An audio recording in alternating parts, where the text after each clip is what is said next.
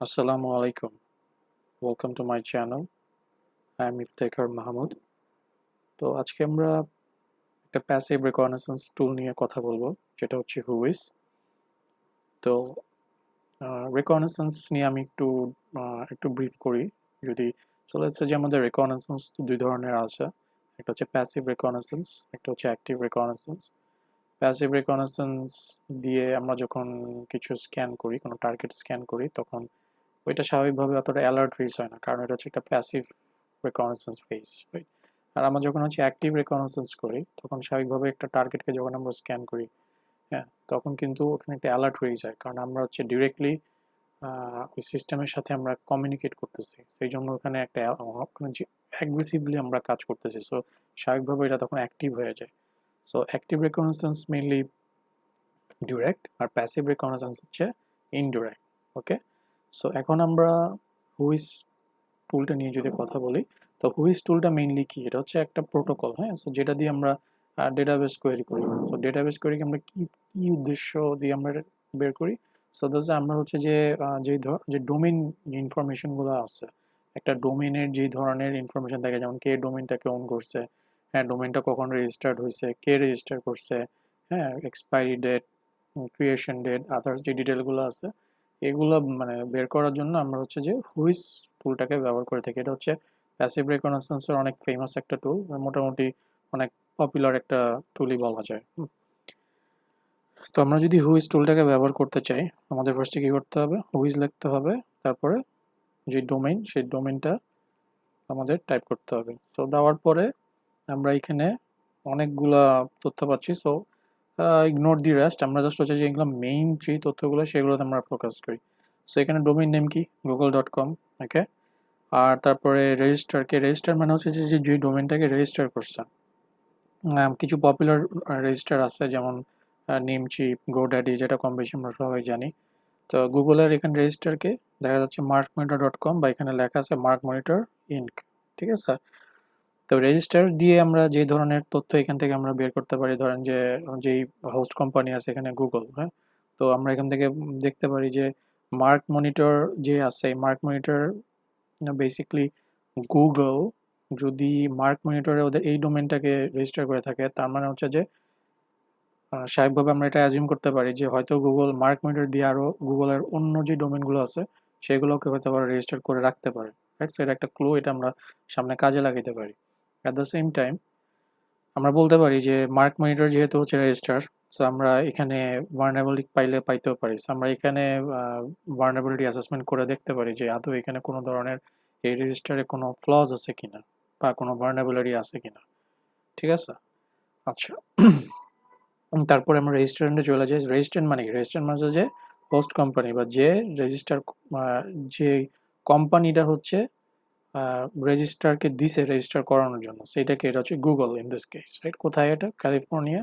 কোন দেশ? United states. ঠিক আছে, নাও রেজিস্ট্যান্ট মেইনলি কি, মানে যে হচ্ছে ডোমেনটাকে ওন করে, মানে যে ডোমেনের মালিক, রাইট? সো গুগল কি? গুগল হচ্ছে google.com এর মালিক, তাই না?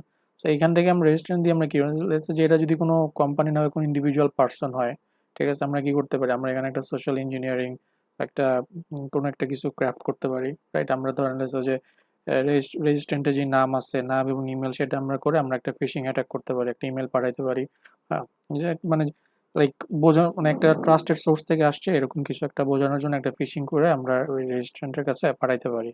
মেনলি একটা সোশ্যাল ইঞ্জিনিয়ারিং অ্যাটাকের মতো আর কি। ঠিক আছে, তারপরে আমার এখানে admin state California, admin country United states.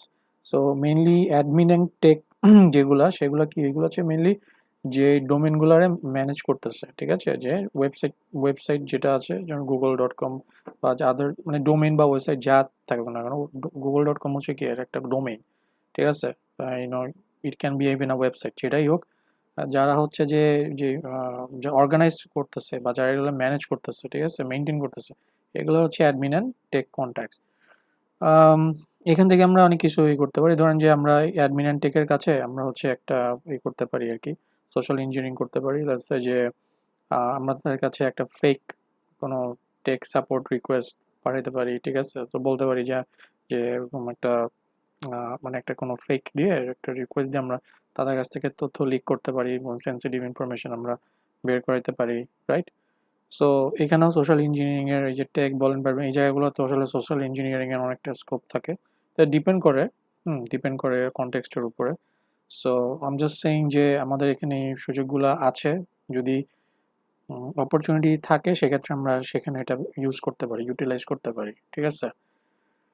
And then আমাদের এখানে নেম সার্ভার আছে, name server ns2google.com, ns3google.com, ns4google.com। So name server কি মেইনলি হচ্ছে সার্ভার যেগুলো দিয়ে আমরা হচ্ছে ডোমেন নেমগুলোকে আইপি অ্যাড্রেসে হচ্ছে কনভার্ট করতেছি। আইপি অ্যাড্রেস মানে যে অ্যাকচুয়াল যে আইপি যে অ্যাড্রেসটা আর কি, ঠিক আছে? ডোমেন নেম তো google.com, এটা তো একটা হিউম্যান রিডেবল জিনিস, তাই না? তো এটাকে মেশিন রিডেবল কভার করার জন্য কি লাগে? আইপি অ্যাড্রেস লাগে, তাই না? সো এই সার্ভারগুলো কি করতেছে? ওই ডোমেন নেমগুলোকে আইপি অ্যাড্রেসে কনভার্ট করতেছে। তো এখান থেকে আমরা কি তথ্য পাইতে পারি? ধরেন যে মানে বেসিকলি এই ওয়েবসাইটগুলো কোথায় হোস্ট হচ্ছে সেখান থেকে আমরা কিছু এখানে তথ্য পাইতে পারি। সো লেটস সে যে আমরা যদি সেই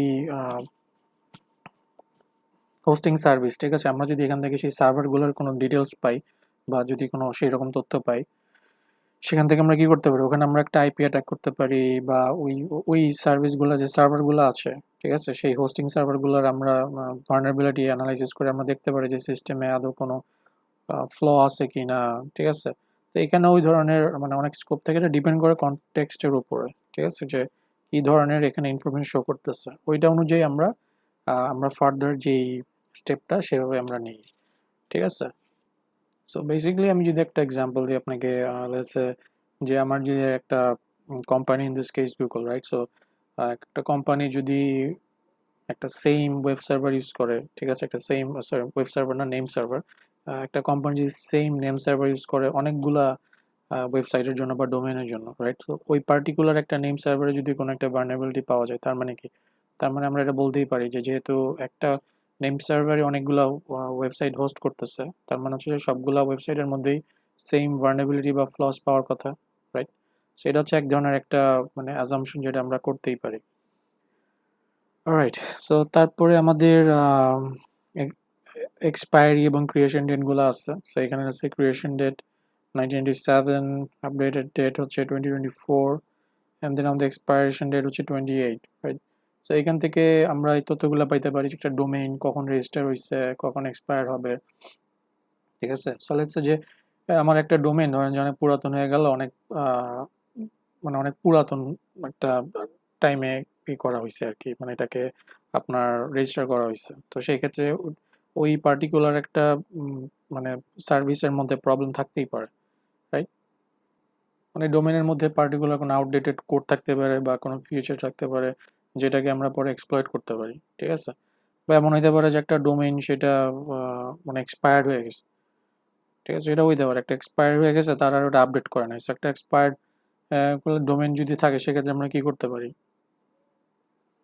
এটাকে আমরা নিজে ট্রাই করতে পারি নিজেকে বাই করার, ঠিক আছে? যদিও এটা আসলে অতটা প্র্যাকটিক্যাল না, বাট যদি আমরা পারি সেক্ষেত্রে লেটস সে যে একটা ডোমেইন হচ্ছে যে মানে এক্সপায়ার্ড হইতেছে, ঠিক আছে, বা হয়ে গেছে এরকম কিছু একটা। তো সেক্ষেত্রে আমরা কি করতে পারি? আমরা নিজে ওইটাকে মানে নিজেকে আমরা হচ্ছে এটা কিনে আমরা হয়তো বা কোম্পানির যেই মানে আগের যে ডোমেন সার্ভিসেসগুলো ছিল সেগুলো আমরা অ্যাক্সেস করতে পারি, ঠিক আছে? তারপরে আরেকটা অপশন থাকে যেটা হচ্ছে স্ট্যাটাস। সো এখানে স্ট্যাটাস আমি দেখতে পাচ্ছি না, বাট স্ট্যাটাসে মেনলি কি থাকে? স্ট্যাটাসে থাকে যে আদৌ মানে ডোমেইনটা অ্যাকচুয়ালি অ্যাক্টিভ আছে কিনা, হ্যাঁ, বা সাসপেন্ডেড কিনা, এক্সপায়ার কিনা, এই ধরনের তথ্য থাকে। তো লেটস সে যে আমার একটা ডোমেইন যদি সাসপেন্ড হয়ে যায় বা এক্সপায়ার্ড হয়ে যায়, ঠিক আছে, তো সেক্ষেত্রে আমরা যেটা বললাম আর কি যে সেটাকে আমরা নিজেরা রেজিস্টার করে আমরা ওইটার আগে যে সার্ভিসেসগুলো ছিল যেমন ইমেলগুলো সেগুলো আমরা টেক ওভার করতে পারি, ঠিক আছে? আচ্ছা, আরেকটা তথ্য হইতেছে যে কিছু এখন রিসেন্টলি বা অনেকদিন ধরেই প্রাইভেসি প্রোটেক্ট করার জন্য ডোনার ওমেনরা যেটা করে আর কি, যে ওরা হচ্ছে ওই ডিটেলসগুলোকে হাইড করে ফেলে, ঠিক আছে? সো ডিটেলসগুলো যদি হাইড করে ফেলে তখন যেটা হয় যে তখন এতগুলা তথ্য বা অনেক ইনফরমেশন তখন হিডেন হয়ে যায়, বা এতগুলা তথ্য অনেক সময় আসে না, হিডেন হয়ে যায়, ঠিক আছে? তো সেই ক্ষেত্রে যেটা হয় যে ওই আপনার মানে ইনফরমেশন না আসে, যেটা আসে যে প্রক্সি ডিটেলস আসছে, ঠিক আছে। অ্যাকচুয়াল যে ইনফরমেশনটা সেটা হচ্ছে যে ওই রেজিস্টার যে আছে রেজিস্টারের মানে পেছনে থাকে রেজিস্টার, সেটা এক্সপোজ করে না, কারণ যেই ওনার সে সেভাবে সেট আপ করে নেয়, রেজিস্টারের সাথে কথা বলে যে সিস্টেমটা যে ইনফরমেশান আছে সেগুলোকে যেন হিডেন করে রাখা হয়, ঠিক আছে।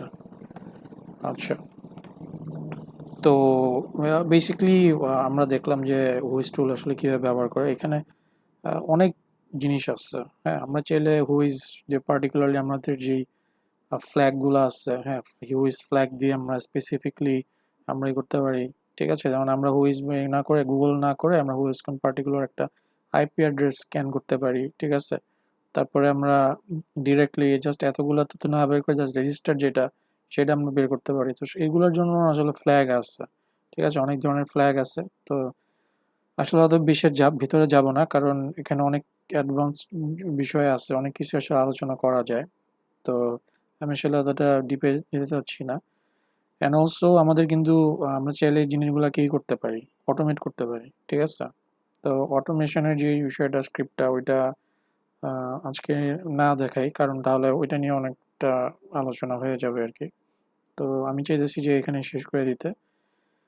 সামনের ইনশাল্লাহ ভিডিওতে দেখি আমি হচ্ছে যে এই আপনার যে অটোমেশনের স্ক্রিপ্টটা সেটা দেওয়ার ট্রাই করবো আর কি, ঠিক আছে। সো ওইখান থেকে যেটা হয় যে অটোমেশন স্কিল আমার বারবার, লেটস সে যে আমার এখানে একটা ডোমেন, আমরা যদি লেটস সে 10টা ডোমেন বা 15টা ডোমেন স্ক্যান করতে চাই, তখন আমরা কি করবো?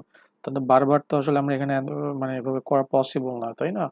তো এই জন্য আমরা কি করি, আমরা একটা স্ক্রিপ্ট রান করে আমরা পুরো জিনিসটার একবারে স্ক্যান করে সবগুলো ডোমেনে স্ক্যান করে আমরা হচ্ছে একটা ফাইলের মধ্যে সেভ করে ফেলি, একটা ব্যাচ লুপ তৈরি করে জিনিসটা অটোমেট করে ফেলি আর কি।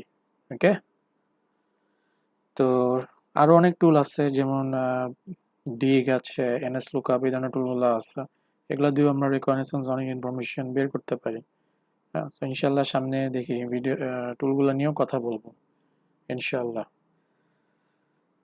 তো দেখা হবে ইনশাল্লাহ নেক্সট ভিডিওতে। আল্লাহ হাফেজ।